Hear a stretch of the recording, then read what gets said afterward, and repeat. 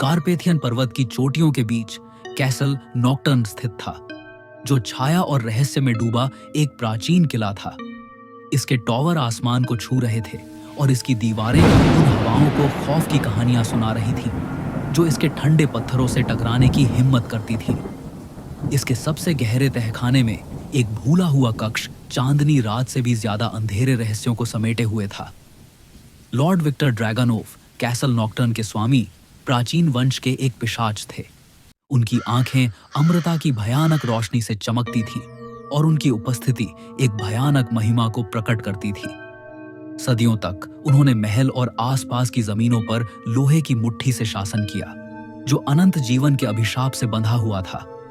Victor हालांकि एक भव्य व्यक्ति थे, लेकिन उनके पास एक क्रूर भूख थी, जिसे वे अपने रास्ते में आने वाले दुर्भाग्यपूर्ण लोगों के खून से बुझाते थे। लेकिन लॉर्ड ड्रैगनोव अपने नीच शासन में अकेले नहीं थे। महल के काले दिल के भीतर छिपी द्वेष की आभा में लिपटी उसकी बहन लेडी इसोल्डे रहती थी। अकल्पनीय शक्ति की जादूगरनी इसोल्डे ने काले जादू को इतनी कुशलता से चलाया कि सबसे बहादुर लोगों की रीढ़ में सिहरन दौड़ गई। वह भी अमृतत्व के अभिशाप से बंधी हुई थी। उसकी सुंदरता समय के साथ शुद्ध द्वेष की एक उत्कृष्ट मूर्ति की तरह जम गई थी। ऐसा कहा जाता है कि इसोल्डे की शक्तियां रक्त चंद्रमा की छाया में और मजबूत हो गईं। एक दुर्लभ खगोलीय घटना जिसने रात के आकाश को एक खतरनाक लाल रंग में बदल दिया।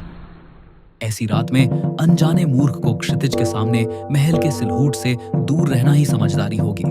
एक भाग्यशाली रात यात्रियों के एक समूह ने खोए हुए और थके हुए धुंध के माध्यम से कैसल नॉक्टर्न की भयावह रूपरेखा देखी। शरण की तलाश में वे स्मारक द्वार की ओर बढ़े, अंदर के आतंक से बेखबर।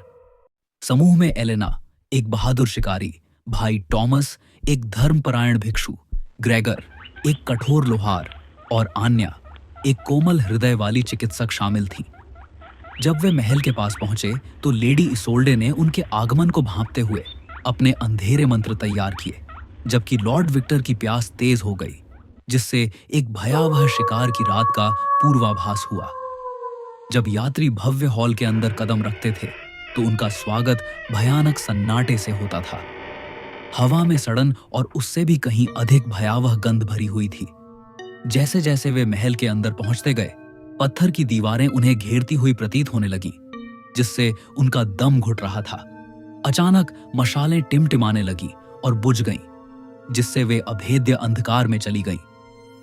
लेडी इसोल्डे छाया से उभरी, उनकी आंखें एक अपवित्र प्रकाश से जल रही थीं। स्वागत है खोई हुई आत्माएं, उसने फुसफुसाते हुए कहा। उसकी आवाज जहर से सने मखमल की तरह थी। अब तुम इस महल के स्वामियों का मनोरंजन करोगे? भाई टॉमस ने अपने विश्वास को जगाते हुए अपना क्रूस आगे बढ़ाया, लेकिन इसोल्डे केवल हंसी, टूटे हुए कांच की तरह आवाज। अपने हाथ की एक लहर के साथ उसने उसे छाया की जंजीरों में बांध दिया, जो हर निरर्थक प्रार्थना के साथ कसती गई। ग्रेगोर अपने हथौड़े के साथ आगे बढ़ा, लेकिन विक्टर पतली हवा से प्रकट हुआ, लोहे की पकड़ से हथियार को पकड़ लिया। विशाल शक्ति के साथ विक्टर ने ग्रेगोर को कमरे में फेंक दिया, जिससे वह बेहोश हो गया। एलेना, भयंकर और अडिग ने अपने चांदी के नोक वाले धनुष से तीर छोड़े, लेकिन वे इसोल्डे के सुरक्षात्मक जादू से हानिरहित रूप से उछल गए। कांपते हुए आन्या ने अपनी आंखें बंद कर ली और अपनी दादी द्वारा सिखाए गए एक प्राचीन मंत्र का जाप करना शुरू कर दिया। उसने जिन शक्तियों का आह्वान किया था, उनसे अनजान होने के कारण उसने अनजाने में आसपास के अंधेरे को अपनी ओर आकर्षित कर लिया, जिससे एक ढाल बन गई, जिसने उसे विक्टर के उसके खून पर दावत उड़ाने के इरादे से बचाया। एक भयावह सन्नाटा छा गया, क्योंकि हवा में काली ऊर्जा की चिंगारी फूट पड़ी